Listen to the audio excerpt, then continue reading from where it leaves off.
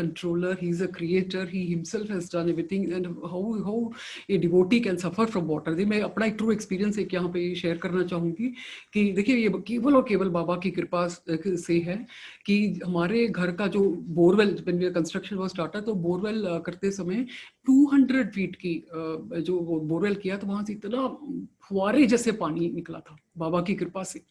और जब आसपास के जो घरों का borewell, that is 1200 feet deep, इतना डीप वहाँ का पानी, और गर्मियों में वो कई बार सूख जाता है उनका पानी, लेकिन बाबा के घर का, हमारे घर का जो पानी है वो बोरवेल आज तक वो सूखा नहीं है। बोलो श्री सच्चिदानंद सतगुरु साईनाथ महाराज की जय। तो उनकी कृपा, केवल और केवल उनकी कृपा। And water which is coming out of the borewell, so sweet water, just like tender coconut water मैं कहूँ तो, इतना मीठा पानी, ये गंगा जल है, ये बाबा की ही कृपा है। तो जब हम सुबह उठ के जब किचन में जाते हैं भक्तों, स्पेशल लेडीज, जब हम गैस स्टोव को ऑन करते हैं तो मन में एक बार सोच लें, ये मेरे बाबा की अखंड धुनी की एक चिंगाड़ी मैं मेरे घर में भी चालू हो रही है। So with his kripa, it will be whatever you cook on that gas stove, it will become like prasad. Okay, ये मैं गारंटी के साथ कहती हूँ कि घर में कोई भी बीमारी नहीं आएगी। और क्योंकि हमने उसको अखंड धुनी से, वो अग्नि का जो पहला लाइटर जैसे स्पार्क आता है, वैसे मन में हमें सोचना है कि ये बाबा की अखंड धुनी का है, और उनकी कृपा से मेरे घर में ये अग्नि का जो प्रज्वल है, the heat to make my food and all that, cooking के लिए जो है, उनकी कृपा से है। तो ये कथा से हम ये जानेंगे भक्तों की उनकी कृपा असीम है, उनकी कृपा इतनी है, इतने दयालु कृपालु बाबा हैं कि अपने भक्तों के घर में कभी भी अग्नि और जल की कमी नहीं होने देते। तो ये ध्यान से इस कथा को पढ़ें। तो अभी देखेंगे कि बाबा उनके चांद पाटिल के साथ कैसे चले गए और शिरडी कैसे है। ये बहुत ही इंपॉर्टेंट, ये बात को उसको इमेजिनेशन में ही हमने देखना है। ओके, कथा तो आप सब लोग पढ़ते ही हैं, लेकिन इसको how to give life to this leelas, that is my work, to give life to these leelas, like giving voice to the words. Okay, तो ये मैं जब पढ़ रही थी तो it was almost like I was totally in bliss, क्योंकि चांद पाटिल को जब पता चला कि ये फकीर कोई साधारण फकीर नहीं, ही सम वेरी पहुंचे हुए ये संत हैं, साधु हैं जो भी, उसके मन में ऐसी श्रद्धा जागृत जब हुई तो उन्होंने अपने बाबा को अपने घर में इनवाइट किया, और बाबा तुरंत मान गए। भोले बाबा ने ना नहीं की, तुरंत मान गए और चांद पाटिल के साथ उनके घर चले गए। तब उस समय चांद पाटिल के साले के बेटे की शादी थी, एंड वो द दुल्हन was from Shirdi village, the girl was from Shirdi village. तो बारात को शिरडी धूप गांव से शिरडी जाना था, 160 किलोमीटर का डिस्टेंस है। तो उस टाइम तो कोई ट्रेन बसेस वगैरह नहीं, बैलगाड़ियों में जाया करते थे। तो बाबा सतगुरु साईनाथ, सर्वशक्तिमान परमात्मा सतगुरु साईनाथ बैलगाड़ी में बैठ के धूप गांव से शिरडी जाते हैं, द मैरिज प्रोसेशन पार्टी। मैं ये कहना चाहूंगी भक्तों, धूमधाम से बाबा आए, बैंड बाजे के साथ बाबा शिरडी में आए। तो मैं ये भी आपको इमेजिन करना है कि कैसे वहां का वातावरण कैसे रहा होगा। वो बैलगाड़ी नहीं रही होगी, it would have been like सोने का रथ, मैं कहना चाहूंगी। इट वॉज ऑलमोस्ट लाइक रथ की यात्रा के दर्शन हो रहे हो। शिरडी गांव में परमात्मा का प्रकट होना, बाबा सतगुरु साईनाथ शिरडी गांव में आए, और एक इतनी सुंदर डोली कहो, चाहे सोने का रथ कहो, और बैलगाड़ी में जो बैल नहीं थे, मैं कहना चाहूंगी ऐरावत हाथी होंगे, जिस प्रकार कहते हैं कि समुद्र का मंथन के समय वो जो 14 रत्न में से ये ऐरावत हाथी भी एक था। तो वो उसको चला करके, जो रथ को चला करके, क्योंकि परमात्मा सतगुरु साईनाथ शिरडी में आ रहे, बहारो फूल बरसाओ मेरे सतगुरु साईं आए हैं, मेरे बाबा जी आए हैं, बहारो फूल बरसाओ। डेफिनेटली शिरडी के लोगों ने ये भजन, ये गाना गाया होगा टू वेलकम बाबा। तो बाबा जब आए, बैलगाड़ी में से उतरे होंगे, जब पहला कदम बाबा ने अपना पवित्र चरण बाबा ने शिरडी की भूमि के ऊपर रखा होगा, तो क्या नहीं हुआ होगा बाबा। This you need to imagine from your within. For this you don't need any books, any reference करने की जरूरत नहीं है। हमारे भीतर की अंदर के जो ग्रंथ वो खुल जाते हैं, ये सोच करके कि वहां की कलियां कैसे फूल बन के महक रही होंगी, झरनों में पानी कैसे, वाटर वुड बी डांसिंग, ये पशु पक्षी वहां पे झूम उठे होंगे, तितलियां से मंडरा रही होंगी, फूलों की खुशबू वहां पे फैल गई होगी, और कितने लोगों के मन में अकारण ही प्रसन्नता आई होगी।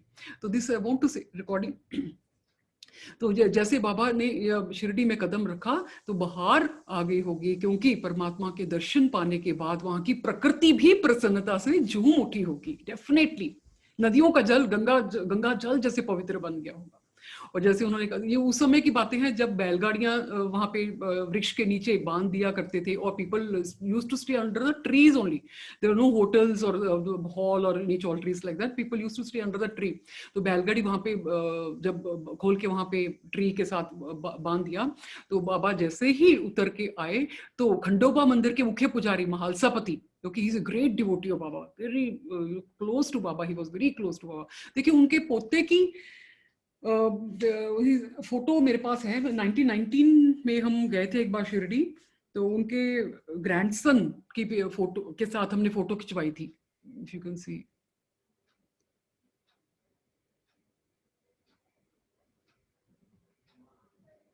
Okay, so this is Mahalsapati's grandson.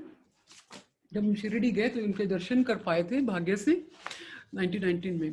Okay, so lucky to have his darshan. Okay, बोलो श्री सच्चिदानंद सतगुरु साईनाथ महाराज की जय। तो खंडोबा मंदिर के मुख्य पुजारी महालसापति जो बाबा कितने क्लोज थे, उनकी बहुत सारी कथाएं आएंगी बाद में, will talk later about it.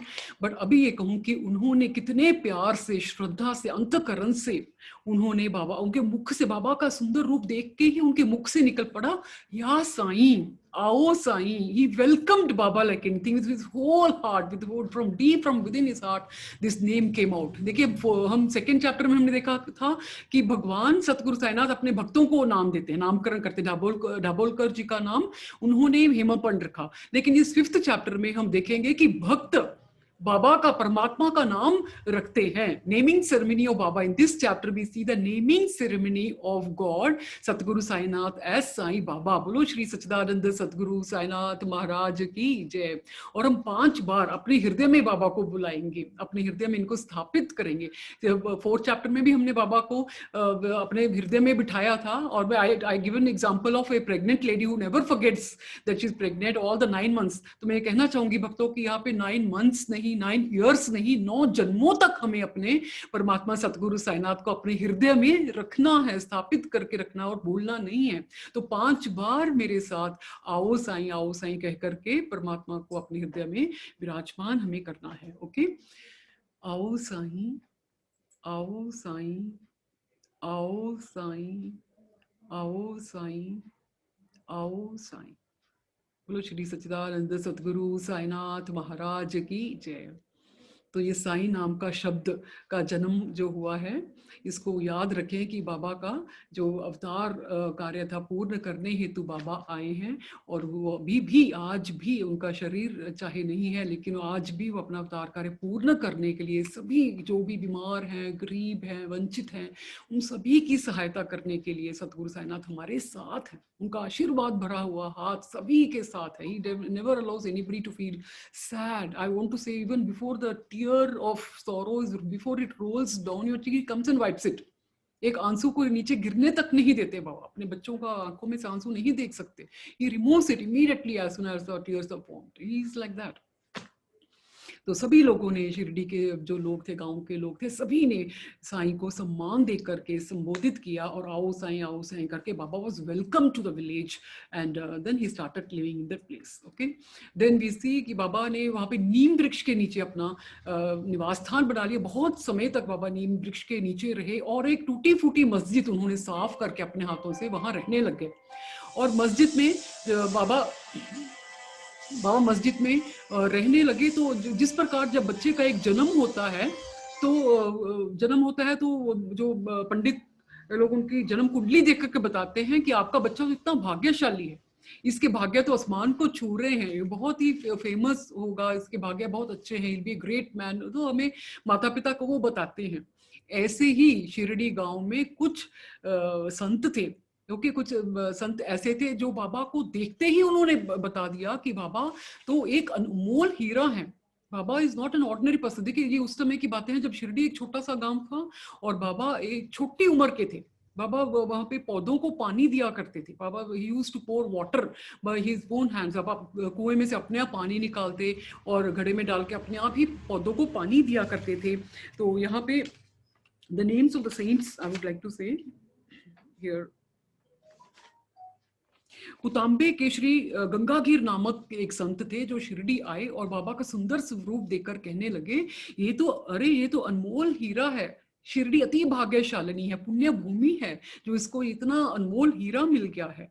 और फिर उसके बाद अक्कलकोट महाराज जो प्रसिद्ध संत हैं, उनके जो शिष्य थे आनंदनाथ येवला मठ के, उन्होंने भी बाबा को देखते ही ये कह दिया कि ब्रह्म दृष्टि से साधारण व्यक्ति शायद दिखते हों, प्रतीत होते हैं, लेकिन भविष्य में आप लोग अनुभव करोगे कि ये परमात्मा है, सतगुरु साईनाथ है, अनमोल है। तो he already some saints they could foresee the future and they predicted कि ये कोई साधारण व्यक्ति नहीं है, ये अनमोल हीरा है, उन्होंने कह दिया। और देवी दास was also there in Shirdi before Baba had come, and Janaki दास जो बाबा के साथ बातचीत किया करते, मारुति मंदिर में रहते, तो उनके साथ बाबा के साथ साथ कुछ संत भी वहां पे उस समय रहते थे। Okay, so this katha is like that. Okay, the next katha we shall see बाबा का रहन सहन, बाबा का रहन सहन कैसा था। तो पहले तो ये जान लेते हैं कि Shirdi was in the centre of Nimgaon and रहाता। Okay, नीम गांव एक साइड में, नीम गांव जो केवल 3 किलोमीटर की दूरी पे है, और Rahata on the south side. Okay, south side में रहाता है, नॉर्थ साइड में नीम गांव है। Rahata is about 6 kilometres. तो ये बहुत पास पास के गांव है। बाबा वहां पे आया जाया करते थे। Okay, after that he didn't go anywhere physically, but he knew each and every place, the whole world. कहीं भी आप बैठ करके उनका ध्यान करें तो वहाँ तुरंत साक्षात प्रकट हो जाते थे बाबा। तो actually he had been only to these 2 or 3 places here. तो ये बहुत ही प्यारी कथा है, मैं कहना चाहूंगी भक्तों, कि बाबा बैलगाड़ी में बैठ के ओके शिरडी से रहाता जाया करते थे। ओके, दोबारा हम देख रहे हैं डोली बाबा की शिरडी से रहाता जाया करते। तो वहां जाके कुछ लोगों के घरों में जाते थे, लेकिन जब वापस आते तो वहां से बाबा कुछ फूल खरीद कर लेके आते थे। This shows his love for nature. Baba loved, प्रकृति से इतना प्रेम करते थे, फूल पौधों से इतना प्रेम था।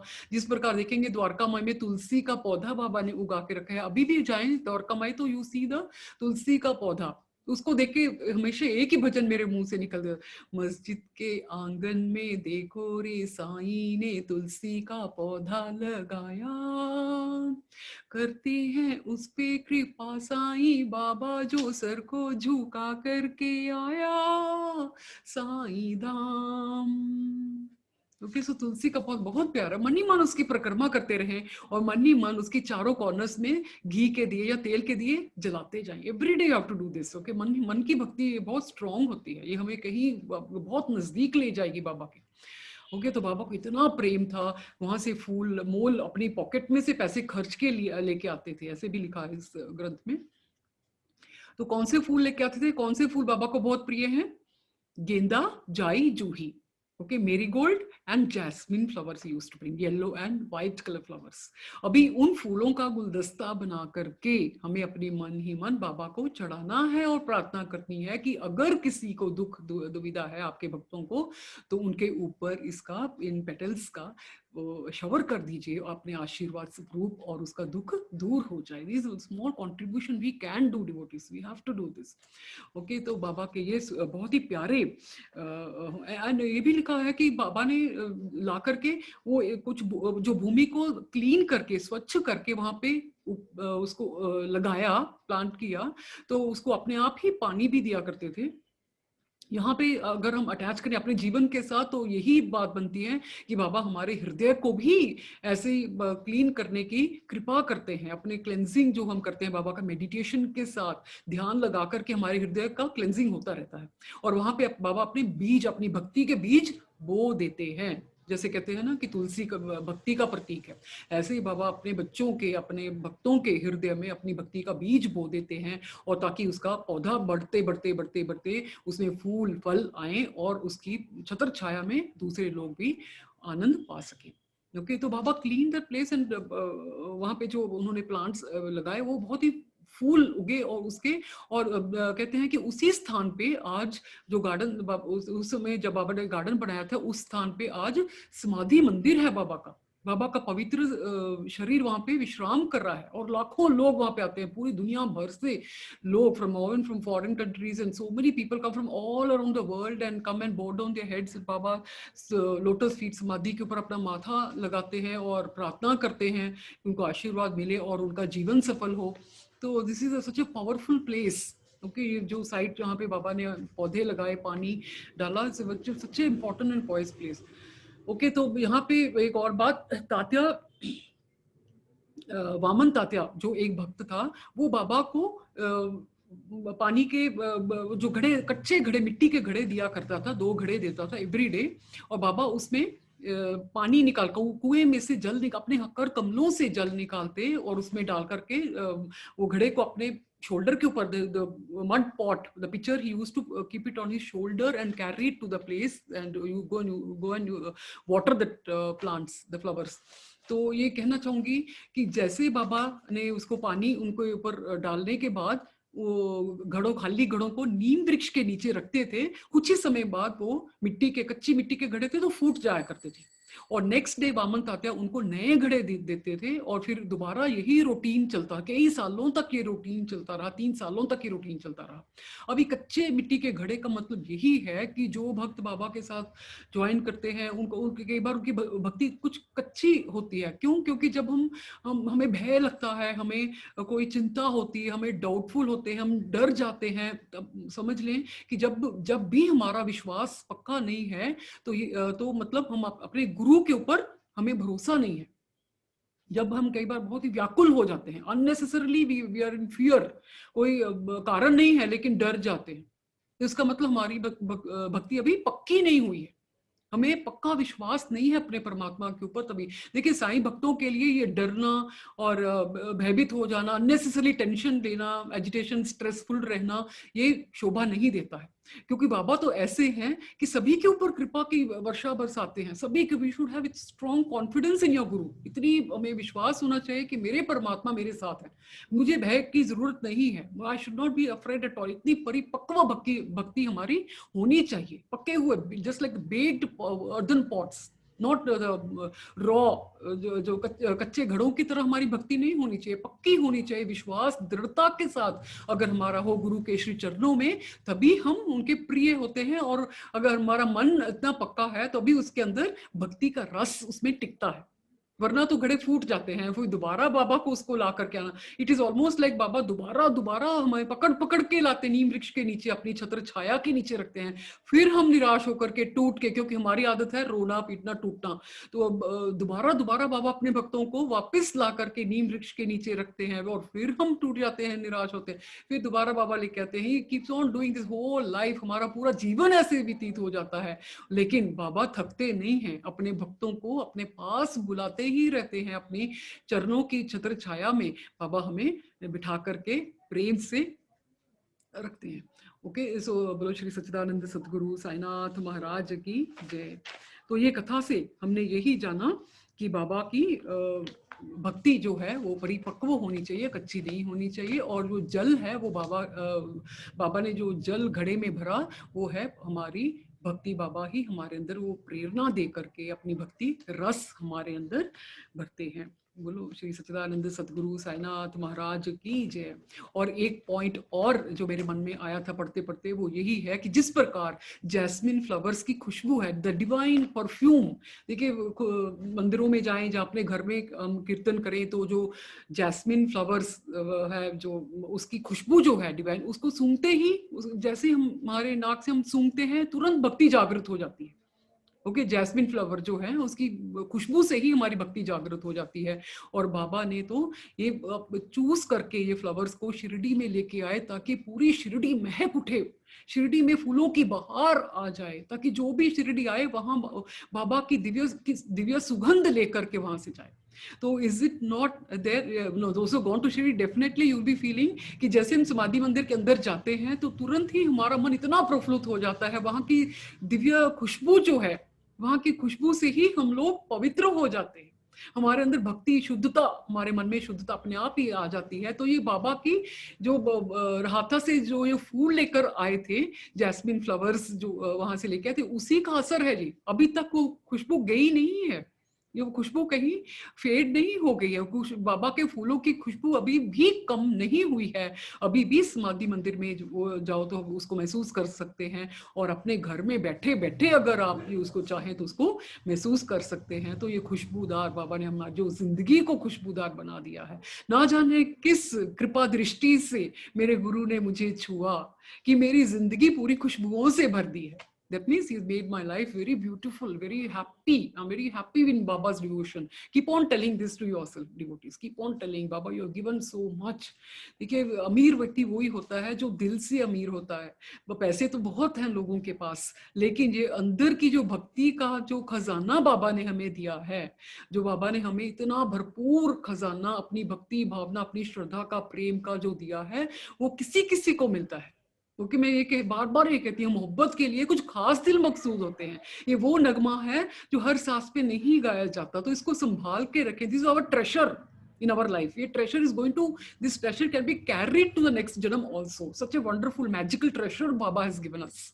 Okay, is given us A magical ट्रेशर। ये खजाना यूं ही नहीं मिल गया है, बड़े पिछले कई जन्मों के शुभ कर्म थे जो बाबा का हमें ये सत्संग मिला, हमें ये बाबा की साथ साथ रहने का, उनको याद करने के लिए कुछ पॉइंट मिल गए। देखिए, मैं कहना चाहूंगी बार बार कि बाबा ने कहा मुझे याद करो, तो याद करें कैसे? याद करने के लिए तो हमें उस व्यक्ति के साथ रहना होगा, बातचीत करनी होगी। Like we remember our sister और ब्रदर और old friends, because we stayed with them, we spoke to them and we have shared our so many things with them, तो तभी उनकी याद आती है। लेकिन बाबा के साथ तो हम ना उनको डायरेक्टली फिजिकली कहीं देखा, ना बातचीत की, ना हम उनके साथ रहे, तो याद कैसे करें भक्तों? तो उसका एक ही आंसर है कि सत्संग में जब हम उनकी लीलाओं के बारे में सुने, जब उनके रहन सहन के बारे में ध्यान से सुने, उसको मनन करें उसका, तो naturally we start remembering that visual, the scenes which we had created in our mind, we keep thinking about that. Just अभी मैंने कहा कि बाबा की सुंदर सोने का रथ में बैठ के बाबा जा रहे थे, धूप गांव से शिरडी आए, फिर शिरडी से रहाता गए, तो डोली में जा रहे थे, रथ में जा रहे थे। वो सीन विजुअलाइज अगर करें हम clearly in the mind, we will start remembering that, we will repeat that in our mind, in our meditation, और जहां भी बैठे उसको याद करें तो उनका साथ हमें मिल जाता है। तभी कहते हैं सत्संग सुनना बहुत जरूरी है। पढ़ने से इतना इफेक्ट नहीं होता, सुनने से जो इफेक्ट होता है। घर में बच्चा जब बड़ा होता है तो माँ बार बार इंस्ट्रक्शन देती है, ये मत कर, वो मत कर, ये मत कर। अगर बच्चा पढ़ेगा, okay, I should not touch fire, I should not go near the water, I should not touch the wires, जो उसको टच नहीं करना। पढ़ने से क्या होगा? जब वो सुनता है, श्रवण करता है अपनी माँ की अच्छी बातों को, तभी वो करता है ना।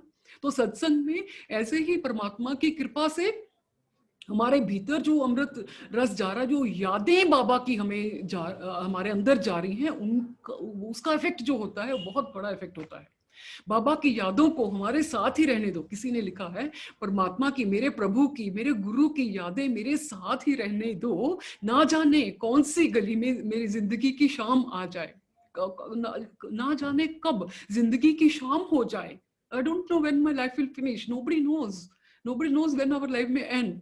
So before that, let us keep on collecting. Let us keep on accumulating all these leelas, अमृत वाक्य जो बाबा के हैं, लीला इतनी मधुर, इतनी प्यारी, इसको कलेक्ट करते जाएं, इसके ट्रेशर बैंक बैलेंस को भरते जाएं, ताकि हम इसको कैरी फॉरवर्ड करें। बिकॉज सभी ग्रंथों में लिखा है, सभी गुरुओं ने ये कहा है कि जो हम सुनते हैं परमात्मा की वाणी, उनकी प्रकृति का वर्णन जो भी सुनता है, उसके आत्मा में वो स्थित हो जाता है।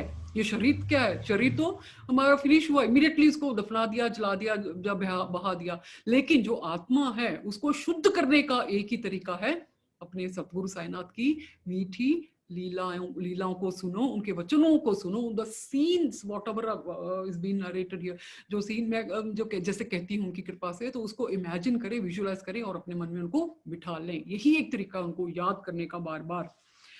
ओके, बोलो श्री सच्चिदानंद सतगुरु साईनाथ महाराज की जय।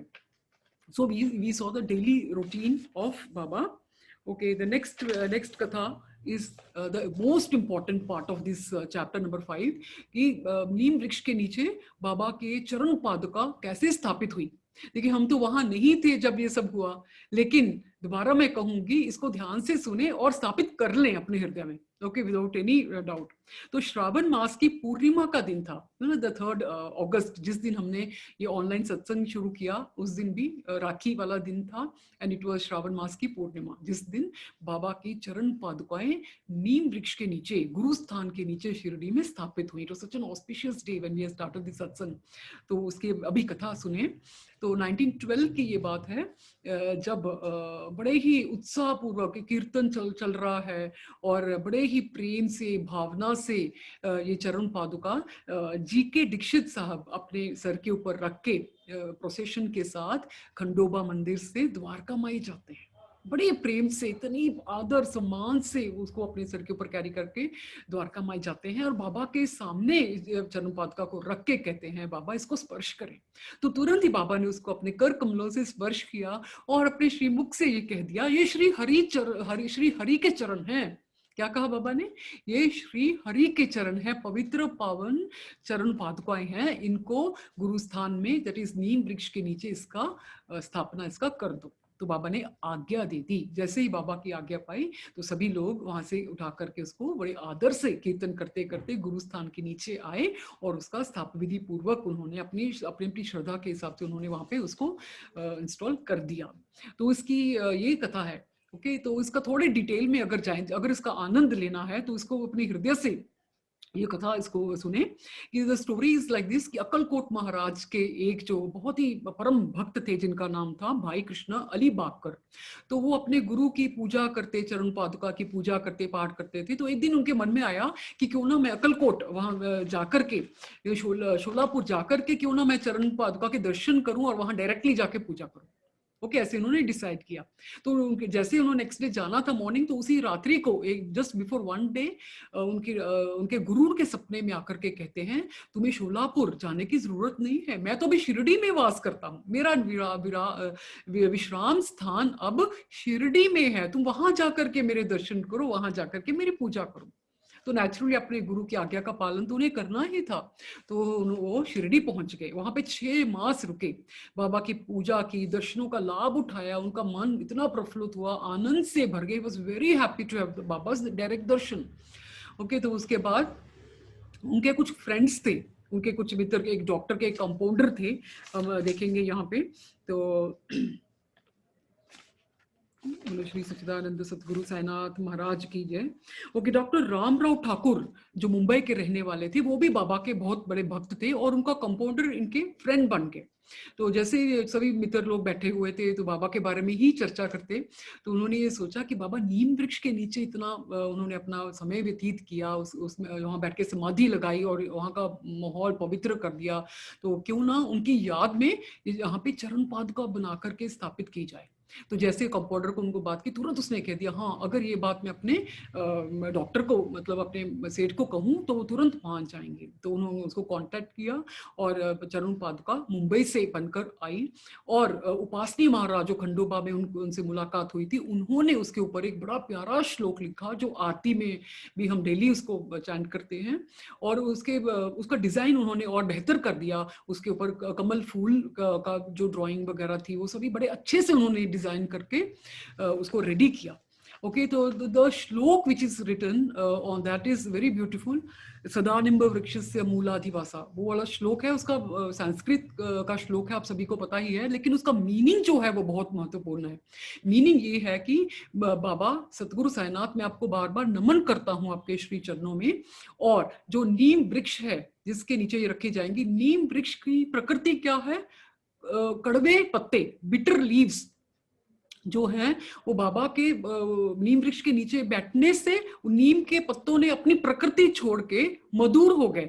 ओके, नीम के पत्ते जो बाबा के बैठने से मीठे हो गए उसको, और नीम वृक्ष का उन्होंने ये भी कहा है कि ये कल्पत्रु वृक्ष के समान है। कल्पत्रु वृक्ष वो होता है जिसके नीचे खड़े होने से हमारी समस्त इच्छाएं पूर्ण हो जाती हैं। ओके, तो ऐसे उससे भी बढ़कर इसको आदर उन्होंने दिया। उस मंत्र में ये ऐसे है कि ये नीम का वृक्ष जो है, इसके नीम के पत्ते जो कड़वे हैं। तो मैं कहना चाहूंगी भक्तों कि अगर बाबा के वहां बैठने से, बाबा के नीम वृक्ष के नीचे बैठने से उसके प्रकृति अगर चेंज हो गई तो क्यों नहीं, अगर हम अपने हृदय में बाबा का नाम स्मरण करते रहेंगे तो हम अपनी प्रकृति जो अगर arrogant type of nature we have तो उसको बदल देने की ताकत बाबा रखते हैं।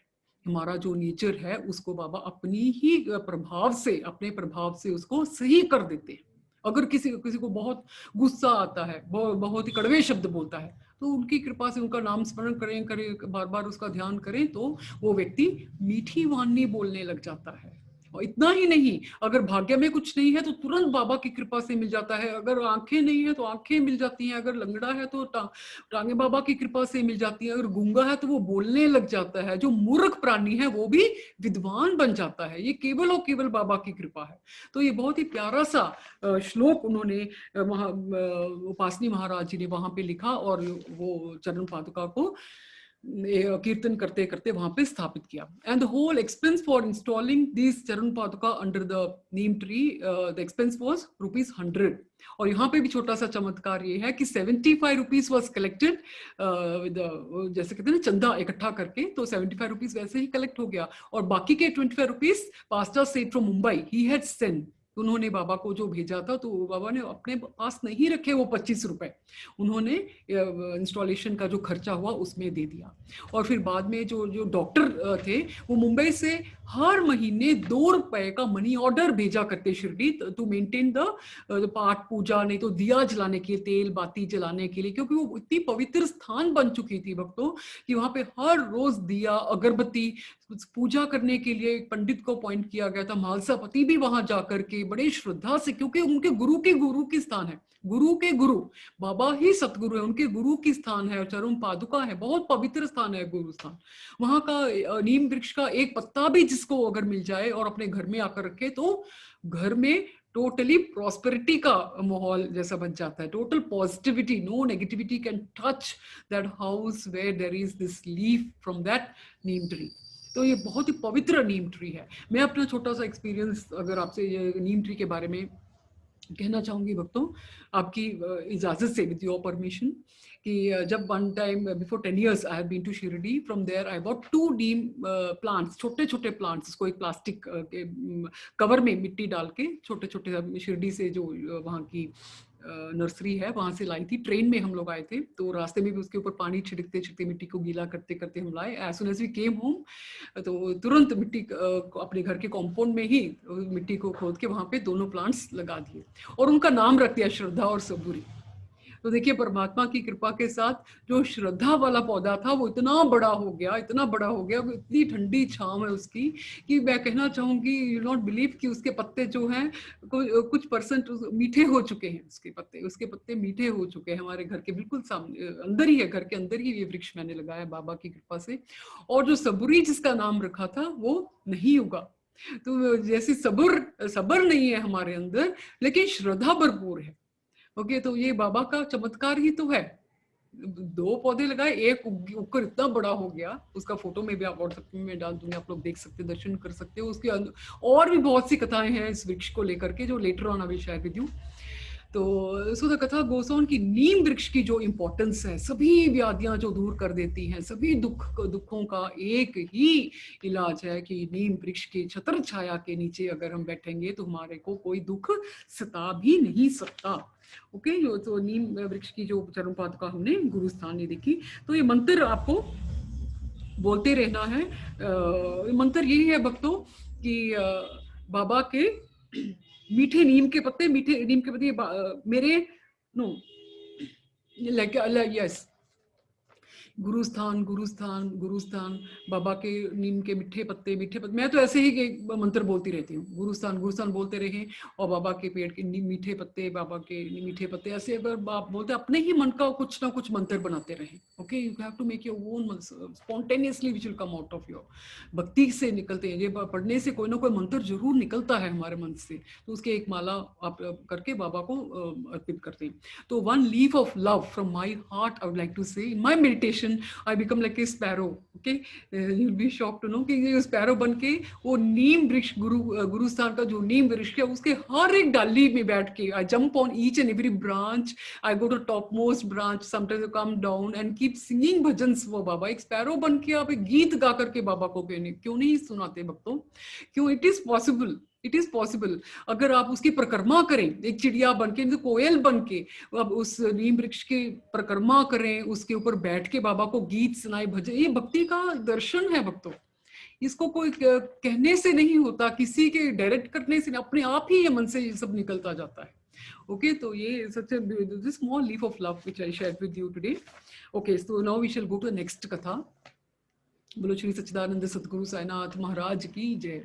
अगर ये कनेक्शन डिस्कनेक्ट हो गया तो please remain there, it will connect it again, इसको रिकनेक्ट हम कर देंगे। Okay okay, the most famous katha, ये कथा पढ़ने से एक ही भजन सबको याद आता होगा, आई एम श्योर, एक ही भजन।